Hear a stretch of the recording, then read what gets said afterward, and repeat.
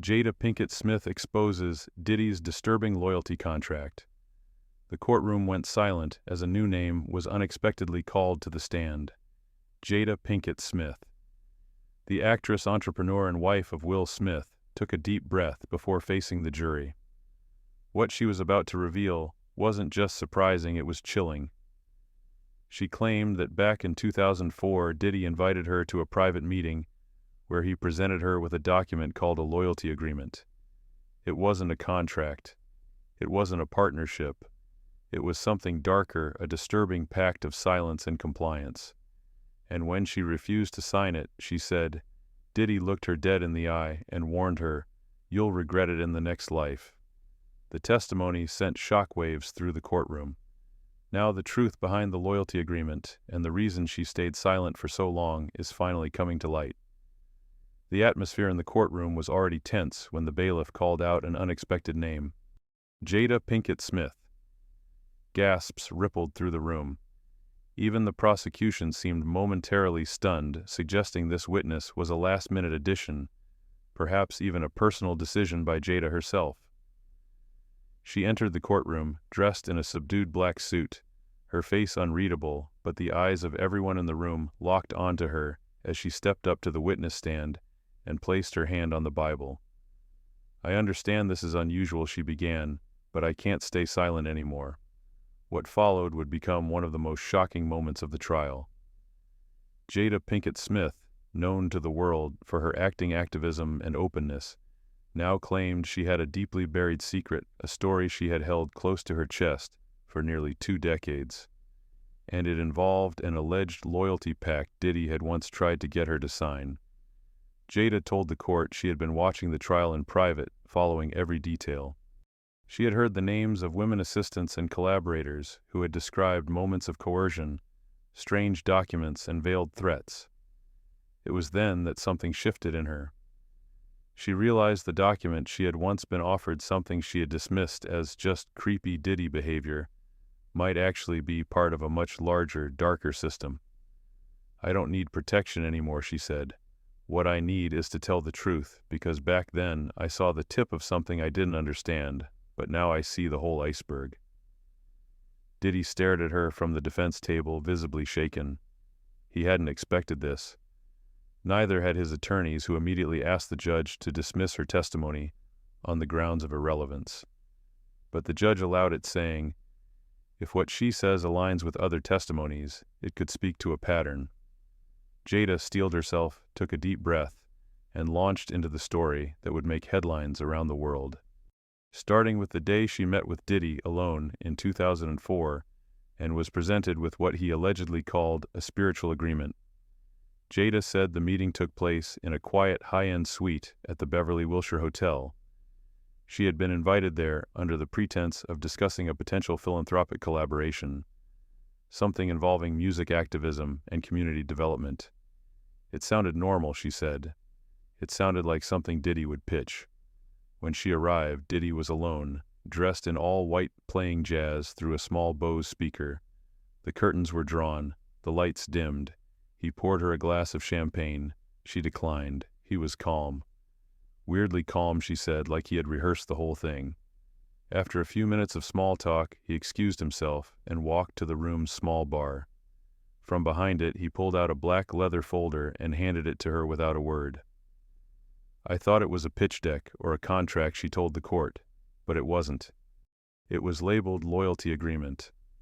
At first, Jada thought it was a joke.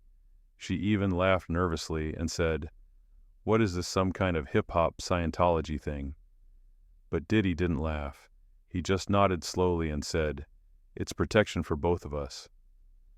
Inside the folder was a typed document roughly 7 pages long. Jada said it had no legal letter, had no indication that it came from a law firm, yet it was terrifying in its tone. She described clauses that demanded eternal discretion regarding all matters personal and professional, phrases that referenced alignment with the inner circle, and more disturbingly, submission of the soul to the greater good of the legacy. There were parts of it that didn't even sound human. She said it felt ancient, like a pact. She claimed the document included vague references to unnamed individuals, ritualistic expectations, and penalties for betrayal. It didn't ask for money or creative rights. It asked for silence, obedience, compliance forever. At the end there was a signature line with her name already typed below it. I felt sick. I felt like I was being recruited for something I didn't understand. She handed it back and said, "No." That's when she says, "DIDDY'S" tone changed. Jada began reading sections of the document aloud in court, or rather paraphrasing them. The original, she said, had mysteriously disappeared from her home years ago, but she remembered entire phrases by heart. "That's how much it haunted me," she told the jury. One clause stated, "The undersigned agrees to uphold confidentiality not only in this life, but in all spiritual transitions thereafter." Another included the line, "Any knowledge gained in sacred space shall remain sacred, never to be uttered in earthly court, church, or public sphere." Jada said she remembered laughing nervously when she first read that. She said, "Are you telling me this contract will follow me after I die?" And Diddy looked her in the eye and said, "You're starting to get it." Other elements described a hierarchy of silence levels of information that could only be unlocked through demonstrations of loyalty. There were references to tests, gatherings, and the phrase, the selection, which appeared 3 times but was never defined. One part read, "To break silence is to break the bond. Breaking the bond carries consequences divine and otherwise." At this point, the courtroom was silent. Some jurors looked unsettled. A few spectators were visibly shaken. Jada emphasized that she was not under the influence of any substance that day, nor was she exaggerating for drama. This was real. This wasn't a prank. It wasn't a publicity stunt. He fully believed in this document, and he believed I would eventually sign it. She didn't. And that's when she said, Diddy gave her the infamous warning, one that still makes her tremble. "You'll regret it in the next life." That moment would stay with her for years, and though she walked away from the meeting that day, she felt as if something had followed her ever since. After Jada refused to sign the so-called loyalty agreement, she described a shift in the room's energy that felt almost spiritual and not in a good way. The music stopped. Diddy's expression darkened and he leaned forward. No longer playful or mysterious, his voice became low and slow, like he was reciting something he had said before. He looked at me and said, "You'll regret it in the next life, not this one, the next." Jada clarified to the jury that she didn't know if he was threatening her with physical harm or speaking in metaphysical terms. It felt like a curse, she said, like he believed he had the power to reach into something eternal. The court went silent again. The prosecutor asked if she had taken that threat seriously. Jada responded without hesitation. Absolutely, because it wasn't a joke to him. And suddenly it wasn't a joke to me. Diddy didn't just warn her. He began listing what would happen if she went against the current. He warned that roles would dry up, projects would mysteriously fall apart. Certain producers would no longer return her calls. People in her life might distance themselves for their own safety. He didn't raise his voice. He didn't even touch me. But it was the scariest moment I've had in Hollywood, she said. Then she said he smiled again, that same rehearsed smug grin, and told her, "Just think it over. You'll see. Everyone always comes back." Jada left the hotel suite immediately. She didn't say goodbye.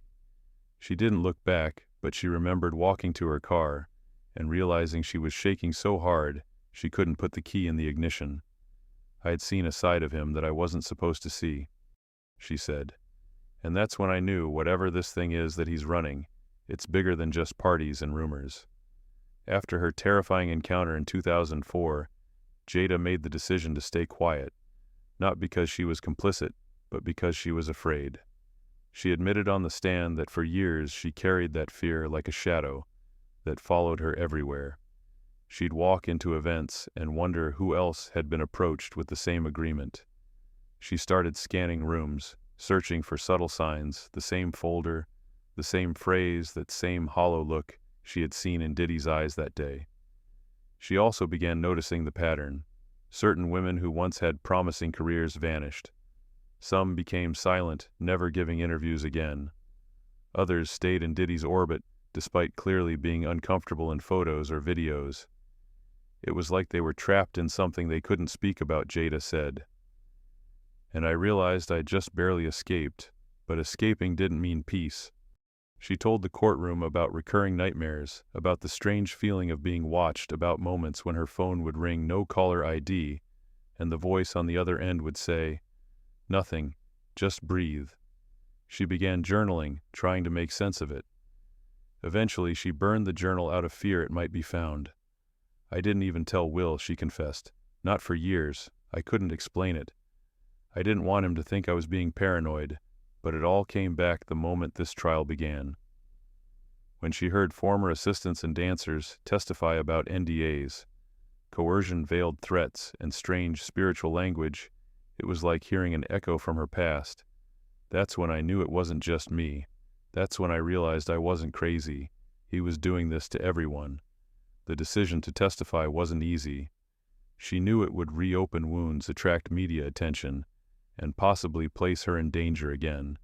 But this time, she said, the silence felt heavier than the risk. "I used to think staying quiet would protect me," she told the jury. "Now I know silence is what protects him." What came next wasn't just emotional, it was damning. The prosecution brought forward 2 additional loyalty agreements recovered during investigations into Diddy's former employees and partners.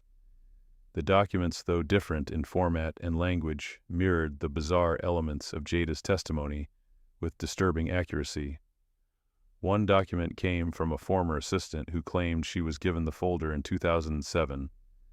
Another came from an ex-dancer who worked on a world tour in 2010.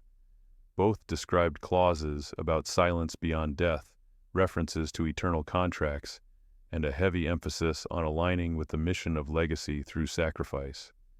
Jurors flipped through the exhibits, clearly rattled. The similarities to Jada's story were undeniable, but it didn't end there. A forensic handwriting expert was called in to review markings on all 3 documents. The conclusion, while the typed content varied, the handwritten annotations on each one, including underlined side notes and a cryptic symbol resembling an eye inside a circle, were consistent with Diddy's writing. When asked by the prosecution if she recognized the symbol, Jada simply nodded and said, "He told me it was the Watcher, said it would protect him and punish those who betrayed the mission." Diddy's legal team immediately objected, calling the documents fabrications and accusing the prosecution of conspiracy. But the judge overruled, noting that the consistency across 3 independent testimonies, plus forensic analysis, warranted further review.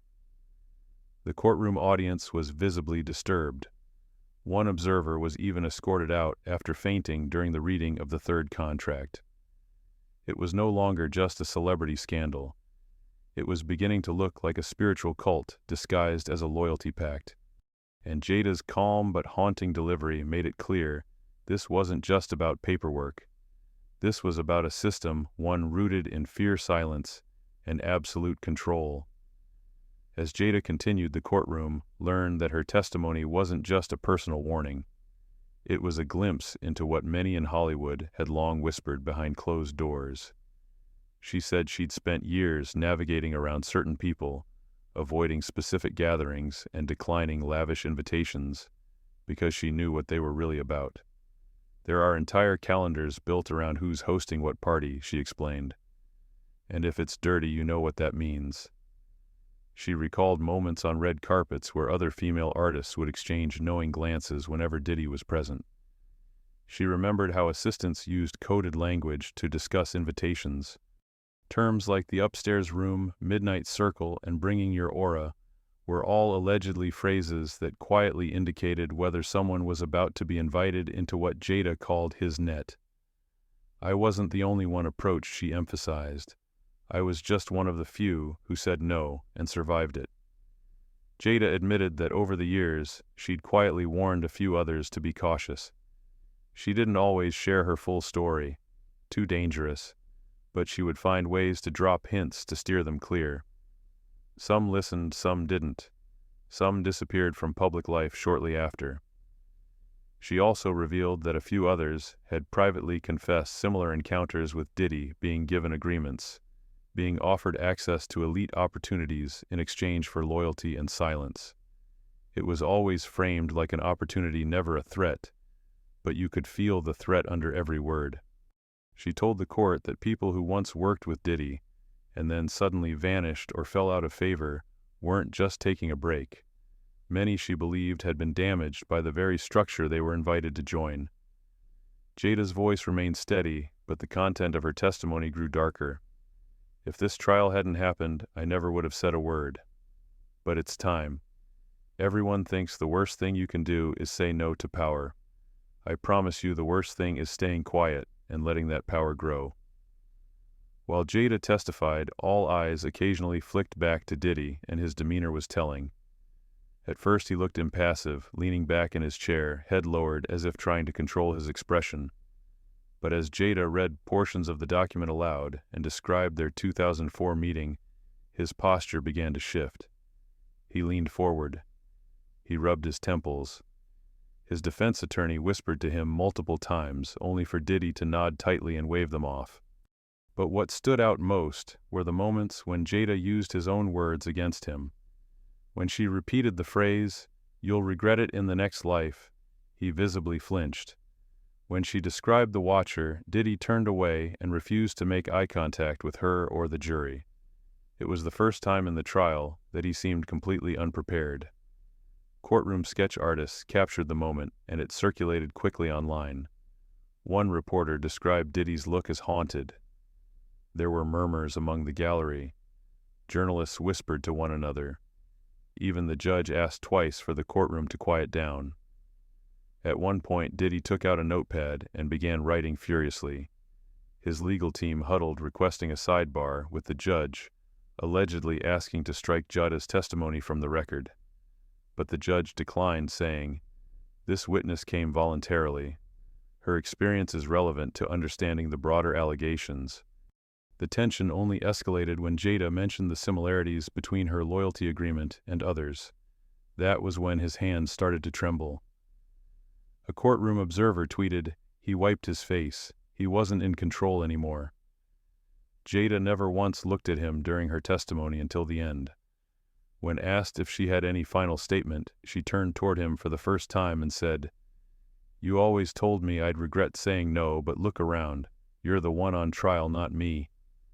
Diddy froze. The air in the room turned electric.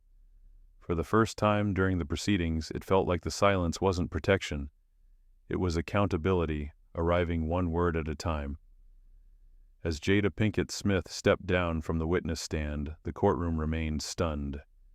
But outside the walls of that courthouse, the impact of her testimony was already being felt across the entertainment industry. Headlines spread like wildfire. Jada breaks silence, exposes Diddy's dark pact. You'll regret it in the next life. Inside Diddy's loyalty agreement, Jada links Diddy to cult-like contract culture in Hollywood. Social media exploded with reactions. Some celebrities posted vague, cryptic tweets, some in support, others in clear discomfort. A-list names began trending as fans speculated who else might have been offered the folder. Podcasts dissected her every word. Journalists began connecting dots between unexplained celebrity disappearances, career collapses, and previously shrugged-off rumors. The courtroom testimony had started a movement. The district attorney's office confirmed that more subpoenas would be issued.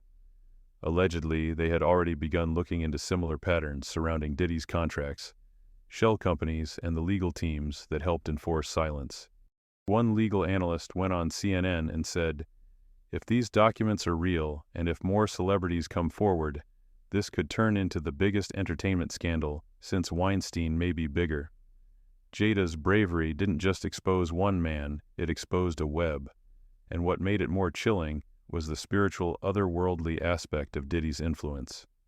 His alleged belief in contracts that extended beyond life, his symbolic use of the Watcher, his threats disguised as cosmic prophecies. He wasn't just trying to silence people Jada had warned, he was trying to own them. The judge ordered a full review of Jada's claims. Her credibility, career, and public persona worked in her favor, and even critics had to admit she had nothing to gain by testifying. In fact, she risked everything. As the session ended that day, reporters noted a strange calm in the courtroom.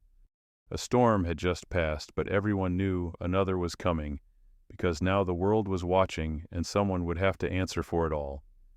In the days following her testimony, Jada Pinkett Smith reportedly began receiving messages, not from the media, not from fans, but from other celebrities.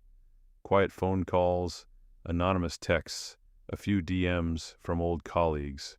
Most of them said the same thing. "Thank you for saying what we couldn't." According to sources close to the courthouse, several individuals who had previously been unwilling to testify were now in contact with the district attorney's office. Jada's bravery had cracked the seal, and suddenly the dam of silence wasn't holding.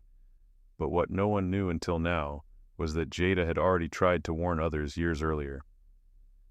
In a private lunch in early 2016, Jada had reportedly sat down with Beyoncé, Solange, and two other unnamed music industry women.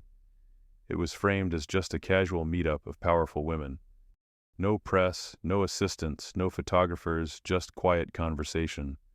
But one topic lingered at the center of it all: Diddy. Jada warned them that if they were ever approached with anything spiritual, loyalty-based, or legacy-oriented from Diddy or anyone close to him, they should run. Don't even entertain it. Don't be polite. Just walk away, she reportedly said. When Beyoncé asked her why she was so adamant, Jada allegedly said, "Because he believes he's untouchable. He doesn't need consent. He needs control. And when you say no, you don't just say no to a man. You say no to something darker." No one else at that table spoke up at the time, but Jada said she saw it in their eyes. Recognition, unease, maybe even guilt.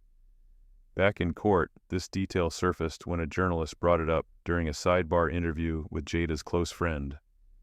She didn't want to make it a war.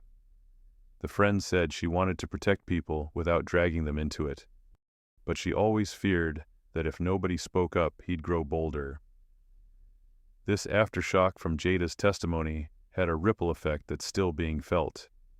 Several production companies are now being investigated for coercive contracts tied to Diddy's name. One music streaming service quietly removed a handful of curated playlists that allegedly included artists known to be protected by his team. A fashion brand dropped an unreleased ad campaign featuring archived images of Diddy with the caption "Legacy Lives Forever." Meanwhile, Jada hasn't spoken to the press again. A close source says she's gone quiet intentionally, letting her words from the witness stand echo without distortion. She said what she needed to say, the source shared. Now she wants people to sit with it. But even in silence, Jada's decision to finally speak out may have been the first real break in a decades-long chain of fear, because now others are stepping forward.